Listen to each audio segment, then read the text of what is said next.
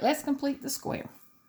Now, completing the square, it will always work. It's just the disadvantage of it versus the quadratic formula is if this coefficient of x is an odd number, then it can get messy really fast. So it's not that you can't do it, you can, but quadratic formula is preferred.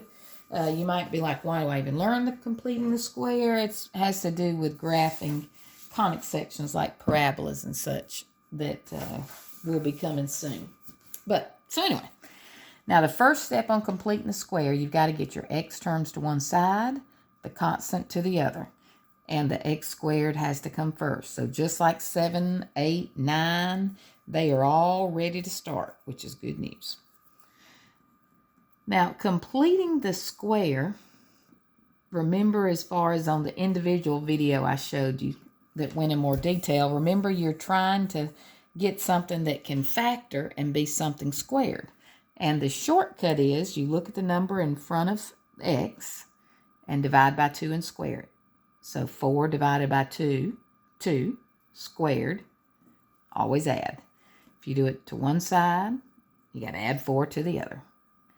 Now this, where it comes from, is if you take this, I'll take it down here, and if you factor it like we've been doing, you'll get x minus 2 and x minus 2, which is x minus 2 squared, which is what we want.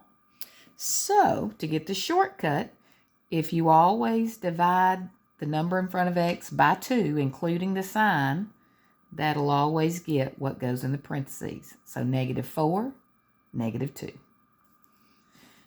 equals 45 and 4, 49. Once you get here, to get rid of the square root of both sides.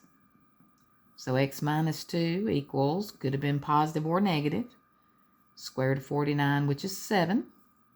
So when you add over the 2, 2 plus or minus 7, so 9, -5. So I know you're like, oh, that was nice. We could have factored it. Well, yeah, you could have. But like I said, you need to know how to complete the square. Same thing with this one. Plus blank, 3 plus blank. Divide by 2 to get 1. 1 squared, 1. Remember all of this. That, including the sign, divide by 2. 3 and 1, 4. Square root of both sides. X plus 1 plus or minus square root of 4. And you bring over the -1 plus or minus 2. So -1 plus 2 is 1. -1 minus 2, -3.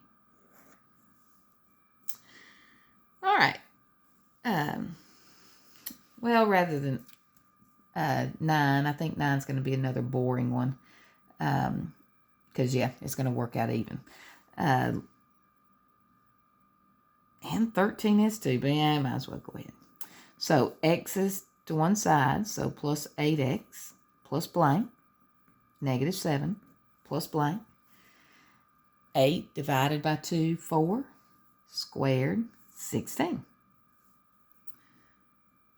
Including the sign, so plus 4 squared. Remember, all you're doing is factoring that. X and x, plus and plus, multiply to get 16, add to get 4. That's all where that's coming from. Equals 9, square root of both sides, x plus 4, plus or minus 3. So -4 plus or minus 3. -4 plus 3. -4 minus 3. Now, rather than this one, let me replace it. I should have been an x anyway. To x squared plus 12x plus 30. Just to show you how that doesn't work out even. So plus blank, bring over the 30, -30 plus blank. Well, to find what number, divide by 2, 6, square it, 36. this, positive 12 divided by 2, negative 30 and 36, 6. And once you get here, square root. So x plus 6 plus or minus square root of 6. So negative 6 plus or minus square root of 6. And that doesn't break down, so you're good. So actually, if it doesn't break down, it's actually a smidgen easier. But I just wanted to show you a normal one without a coefficient that didn't break down. Now these, they have the coefficient.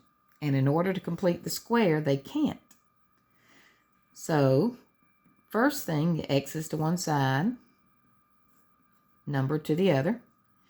And then the good news is you can relocate the 3. Because if you take the 3 out of both terms, you just get x squared plus 2x plus blank. 7 plus blank. Ignore the 3, so divide by 2, 1 squared, 1. But notice how we didn't just add 1. We actually added 3 times 1, or 3. So you got 3 on the outside. X plus 1 squared, divide by 2, is where you got it. 10. It's going to look a little ugly a minute, but I'll let you be a little lazy. Oh, it's supposed to be equals. Divide by 3 to get that. And now square root of both sides. So you get x plus 1 equals plus or minus square root of 10 over 3. So negative 1 plus or minus square root of 10 over 3. You could get a common denominator of 3, rationalize, all that kind of good stuff. But like I said, I'll let you be a tad bit lazy. Now same thing on this one. Take out the 5. X squared plus 4x plus blank. Negative 3 to the other side plus blank. This blank is just like normal. Divide by 2, 2 squared, 4. But we didn't really add just 4. We added 20. So 5 on the outside. X plus 2 squared, 17. Yep, you would have thought I would have made these up. X plus 2 squared equals 17 over 5. Square root of both sides.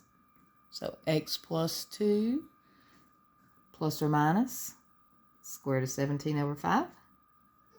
So negative 2 plus or minus square root of 17 over 5. Hope this was of help to you. See you soon.